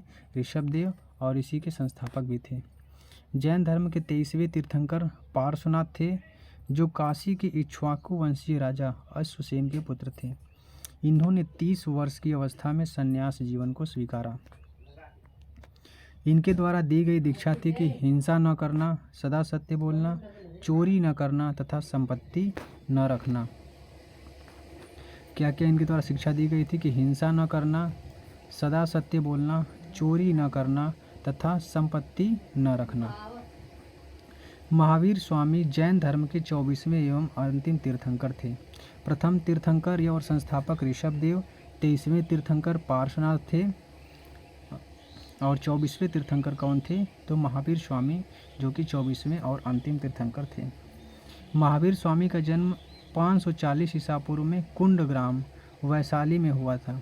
इनके पिता का नाम सिद्धार्थ था जो कि ग्रात्रिक कुल के सरदार थे और माता त्रिशला जो कि लिच्छवी राजा चेटक की बहन थी। महावीर की पत्नी का नाम यशोदा था एवं उनकी पुत्री का नाम अनोंजा प्रियदर्शिनी था। महावीर की पत्नी का नाम यशोदा तथा पुत्री का नाम अनोंजा प्रियदर्शिनी था। महावीर के बचपन का नाम वर्धमान था। महावीर के बचपन का नाम क्या था? महावीर के बचपन का नाम वर्धमान था। इन्होंने 30 वर्ष की उम्र में माता पिता की मृत्यु के पश्चात अपने बड़े भाई नंदिवर्धन से अनुमति लेकर संन्यास जीवन को स्वीकारा। महावीर के बचपन का नाम वर्धमान था और इन्होंने 30 वर्ष की उम्र से ही माता पिता की जब मृत्यु हो गई तो अपने बड़े भाई नंदिवर्धन से आगे लेकर के सन्यासी के लिए निकल पड़े। 12 वर्षों की कठिन तपस्या के बाद महावीर को जृंभिक के समीप ऋजुपालिका नदी के तट पर साल वृक्ष के नीचे तपस्या करते हुए इन्हें संपूर्ण ज्ञान की प्राप्ति हुई। तो इन्होंने कितने वर्ष कठिन तपस्या की? 12 वर्ष की कठिन तपस्या के बाद जरंभिक के समीप जो ऋजुपालिका नदी है, और ऋजुपालिका नदी के किनारे साल वृक्ष के नीचे तपस्या करते हुए इन्हें ज्ञान का बोध हुआ।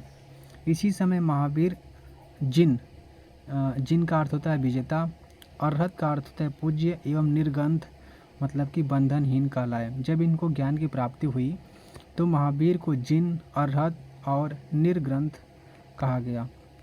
महावीर ने अपना उपदेश प्राकृत भाषा में दिया। अर्धमागधी इसको कहते हैं। महावीर ने अपना उपदेश किस भाषा में दिया?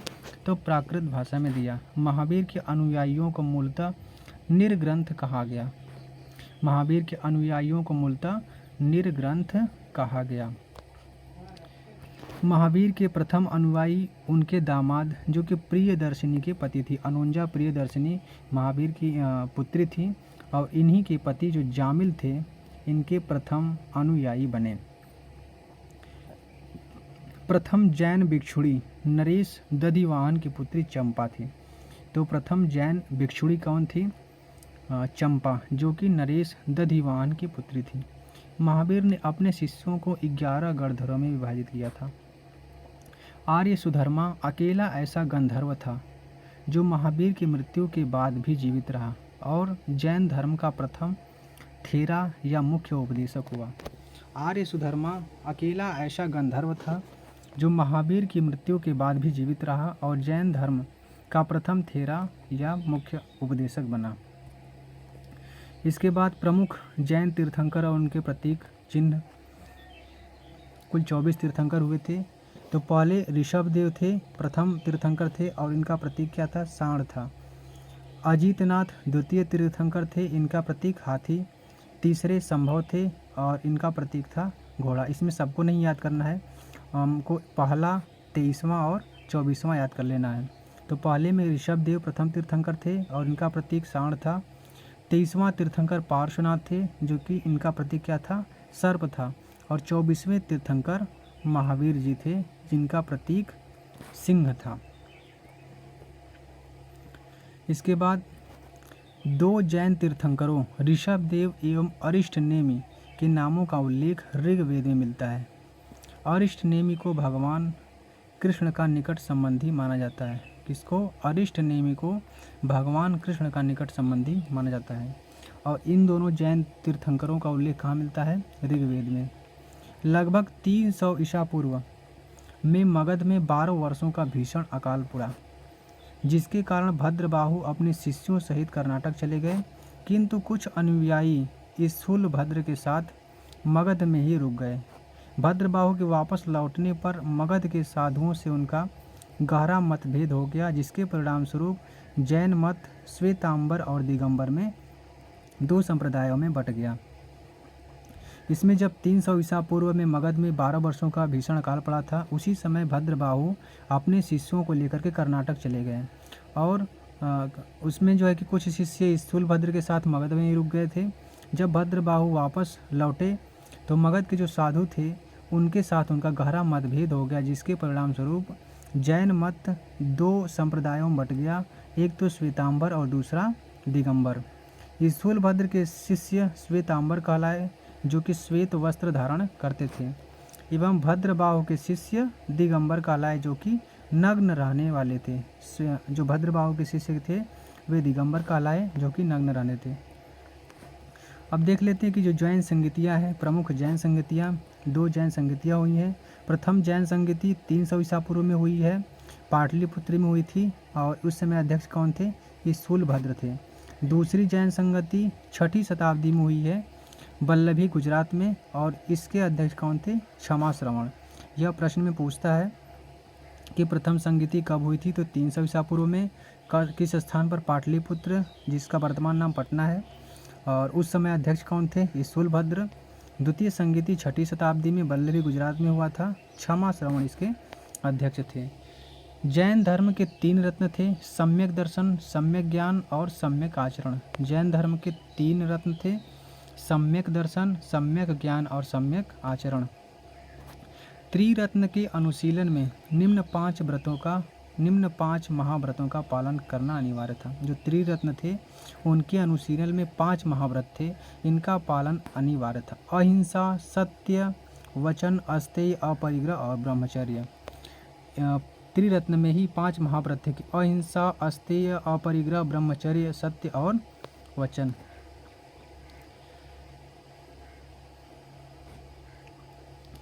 जैन धर्म में ईश्वर की मान्यता नहीं है। जैन धर्म में ईश्वर की मान्यता नहीं है। जैन धर्म में आत्मा की मान्यता है। जैन धर्म में ईश्वर की मान्यता नहीं है। जैन धर्म में किसकी मान्यता है? आत्मा की। महावीर पुनर्जन्म एवं कर्मवाद में विश्वास करते थे। जैन धर्म के सप्तभंगी ज्ञान के अन्य नाम स्यादवाद और अनेकांतवाद हैं। जैन धर्म में अपने आध्यात्मिक विचारों को सांख्य दर्शन से ग्रहण किया गया। जैन धर्म मानने वाले कुछ राजा थे, जैसे उदयीन, बंद राजा, चंद्रगुप्त मौर्य, कलिंग नरेश खारवेल, राष्ट्रकूट राजा अमोघवर्ष और चंदेल शासक। ये सब जैन धर्म को मानने वाले राजा थे। कौन थे? उदयीन, बंद राजा, चंद्रगुप्त मौर्य जो कि जैन धर्म को मानते थे, खारवेल हो गए, राष्ट्रकूट राजा अमोघवर्ष और चंदेल शासक। ये सभी जैन धर्म को मानने वाले राजा थे। मैसूर के गंग वंश के मंत्री चामुंड के प्रोत्साहन से कर्नाटक के श्रवणबेलगोला में 10वीं शताब्दी के मध्य भाग में विशाल बाहुबली की मूर्ति, गोमतेश्वर की मूर्ति का निर्माण कराया। तो मैसूर के जो गंग वंश के मंत्री थे, उन्होंने कर्नाटक में 10वीं शताब्दी के मध्य में बाहुबली की मूर्ति, गोमतेश्वर की मूर्ति का निर्माण कराया। तो गोमतेश्वर की मूर्ति कहाँ पर है? कर्नाटक में है। खजुराहो में जैन मंदिरों का निर्माण चंदेल शासकों ने किया। जो खजुराहो में जैन मंदिर है, इसका निर्माण चंदेल शासकों ने करवाया था। मौर्योत्तर युग में मथुरा जैन धर्म का प्रसिद्ध केंद्र था। मथुरा कला का संबंध जैन धर्म से है। तो मौर्योत्तर युग में मथुरा जैन धर्म का प्रसिद्ध केंद्र था और मथुरा कला का संबंध जैन धर्म से है। जैन तीर्थंकरों की जीवनी भद्रबाहु द्वारा रचित कल्पसूत्र में है। जैन तीर्थंकरों की जीवनी भद्रबाहु द्वारा रचित कल्पसूत्र में। कल्पसूत्र की रचना किसने की है? भद्रबाहु ने। 72 वर्ष की आयु में महावीर स्वामी की मृत्यु हो जाती है। 468 ईसा पूर्व में बिहार राज्य के पावापुरी राजगीर में उनकी मृत्यु हो जाती है। तो महावीर स्वामी की मृत्यु 72 वर्ष की आयु में बिहार के पावापुरी जो राजगीर है उसमें 468 ईसा पूर्व में मृत्यु हो जाती है। मल्ल राजा सृष्टिपाल के राजप्रसाद में महावीर स्वामी को निर्वाण प्राप्त हुआ। इसके बाद आ जाते हैं हम लोग बौद्ध धर्म। बौद्ध धर्म का संस्थापक गौतम बुद्ध थे। बौद्ध धर्म के संस्थापक कौन थे? गौतम बुद्ध। इन्हें एशिया की ज्योति पुंज या फिर लाइट ऑफ एशिया कहते हैं। बौद्ध धर्म के संस्थापक गौतम बुद्ध थे और गौतम बुद्ध को ही लाइट ऑफ एशिया अर्थात एशिया का ज्योति पुंज कहा जाता है। बुद्ध के जीवन से संबंधित बौद्ध धर्म के प्रतीक जैसे कि घटना, प्रतीक कि उनकी जन्म के लिए कौन सा प्रतीक है? कमल एवं साढ़। गृह त्याग के लिए घोड़ा। ज्ञान प्राप्ति के लिए पीपल का वृक्ष जो कि बोधि वृक्ष था। निर्वाण के लिए पद चिन्ह और मृत्यु के लिए जो था उनका स्तूप था। गौतम बुद्ध का जन्म 563 ईसा पूर्व में कपिलवस्तु के निकट लुम्बिनी नामक स्थान पर हुआ था। गौतम बुद्ध का जन्म कहाँ पर हुआ था? तो 563 ईसा पूर्व में कपिलवस्तु के निकट लुम्बिनी नामक स्थान पर हुआ था। इनके पिता का नाम शुद्धाधन था जो कि शाक्य गणराज्य के मुखिया थे।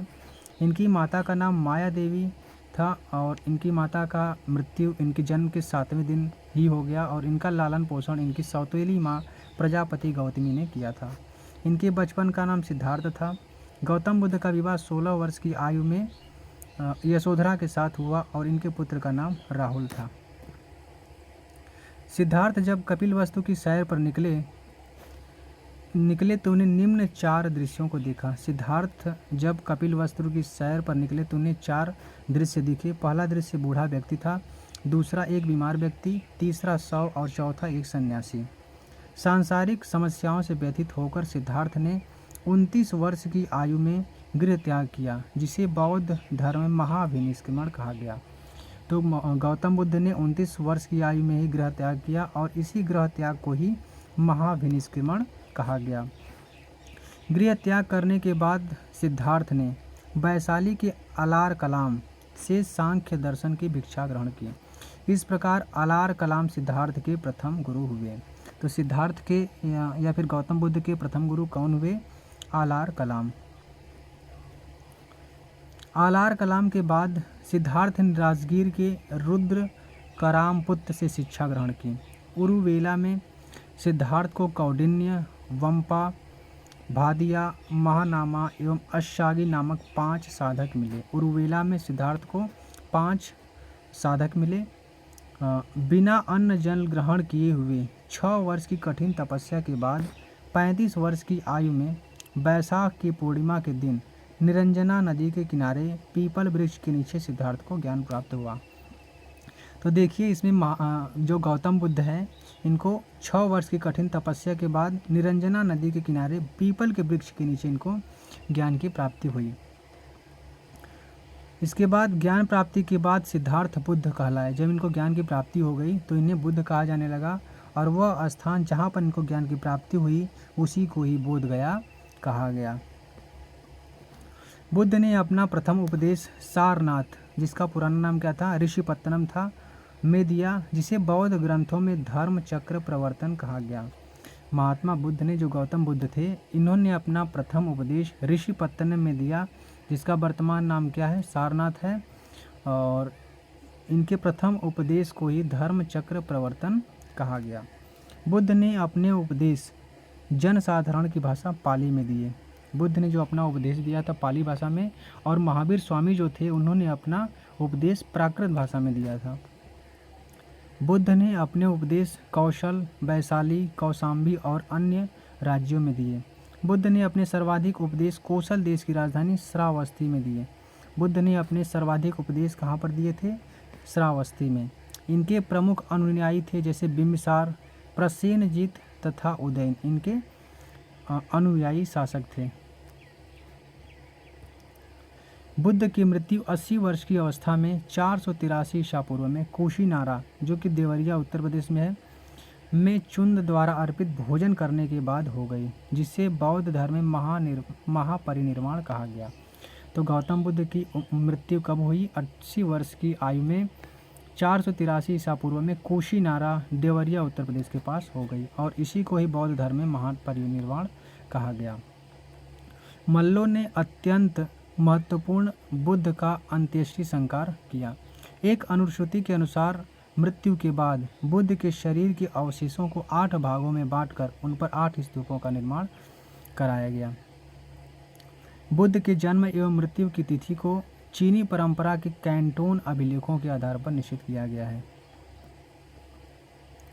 बौद्ध धर्म के बारे में हमें विशद ज्ञान त्रिपिटक, बौद्ध धर्म के बारे में हमें ज्ञान कहाँ से मिलता है, त्रिपिटक में। त्रिपिटक में 3 है, विनय पिटक, सुत्त पिटक और अभिधम्म पिटक से प्राप्त होती है। तीनों पिटकों की भाषा पाली है।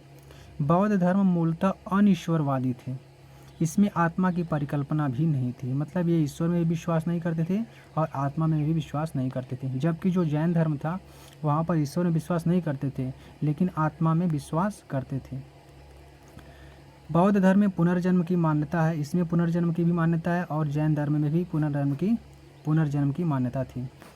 तृष्णा को क्षीण हो जाने की अवस्था को ही बुद्ध ने निर्वाण कहा है। तृष्णा को क्षीण हो जाने की अवस्था को ही बुद्ध ने निर्वाण कहा है।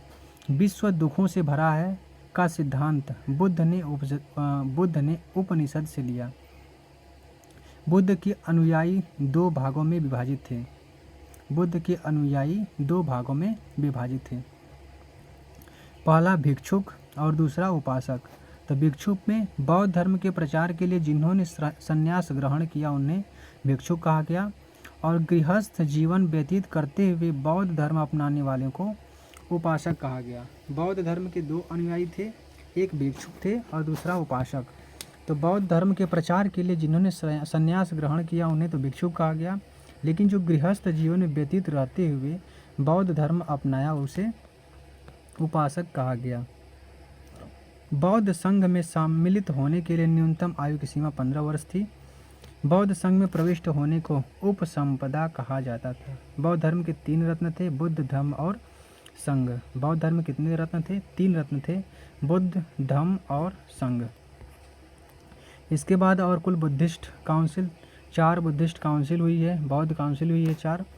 प्रथम बौद्ध संगीति 483 ईसा पूर्व में राजगृह में इसके अध्यक्ष थे महाकश्यप और उस समय के शासक थे अजातशत्रु। दूसरी बौद्ध संगीति 383 ईसा पूर्व में वैशाली में हुई थी। सबा कामी उस समय अध्यक्ष थे और कालाशोक शासक थे। तृतीय बौद्ध संगीति 255 ईसा पूर्व में पाटलिपुत्र में और मोगली पुत्र तिस्य थे, अशोक के शासनकाल में हुआ था।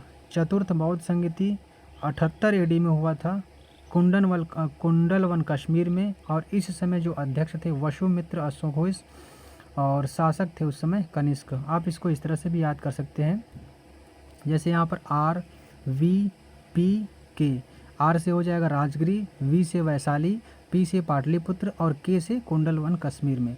तो आप इस तरह से भी इसको याद कर सकते हैं। पहली बौद्ध संगीति, दूसरी, तीसरी और चौथी। और उस समय शासक काल थे अजातशत्रु, इसके बाद कालाशोक, अशोक, इसके बाद कनिष्क।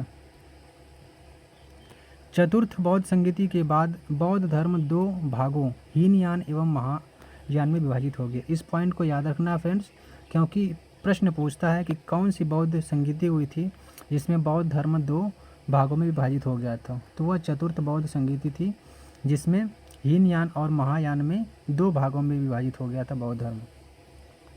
धार्मिक जुलूस का प्रारंभ सबसे पहले बौद्ध धर्म के द्वारा प्रारंभ किया गया।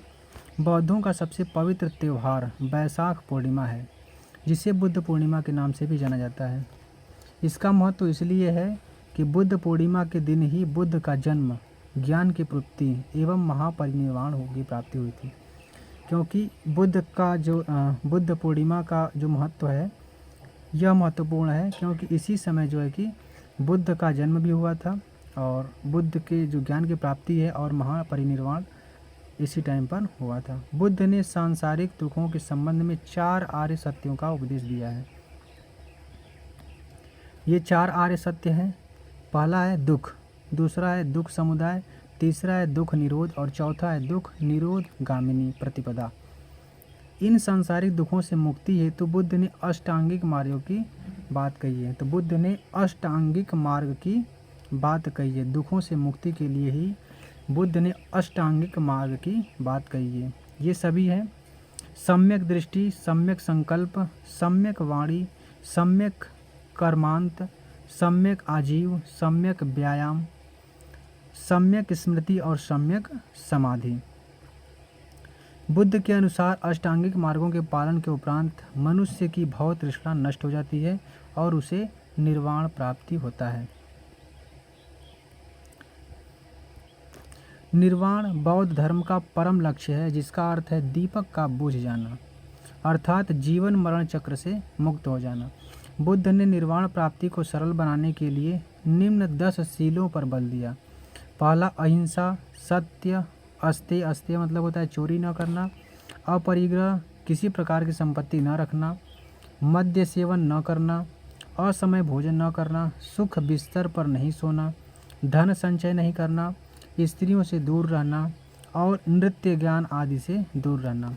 गृहस्थों के लिए केवल प्रथम 5 शील तथा भिक्षुओं के लिए 10 शील को मानना अनिवार्य था। बुद्ध ने मध्यम मार्ग का उपदेश दिया, मध्यमा प्रतिपदा का उपदेश दिया और अनिश्वरवाद के संबंध में बौद्ध धर्म एवं जैन धर्म में समानता है, क्योंकि इन दोनों धर्म में भी न तो जैन धर्म में ईश्वर की मान्यता है और न ही बौद्ध धर्म की मान्यता है। तो फ्रेंड्स, यदि आप लोगों ने इसको पूरे ध्यान से देखा होगा तो आपको यह सब याद हो गया होगा। और इसके बाद हम लोग अगला पार्ट इसका जल्दी अपलोड करेंगे। तो यदि आपको यह वीडियो अच्छी लगी हो तो फ्रेंड्स वीडियो को लाइक ज़रूर कीजिएगा, और यदि आप इस चैनल पर नए हैं तो चैनल को भी सब्सक्राइब कीजिएगा। मिलते हैं नेक्स्ट वीडियो में। Thank you.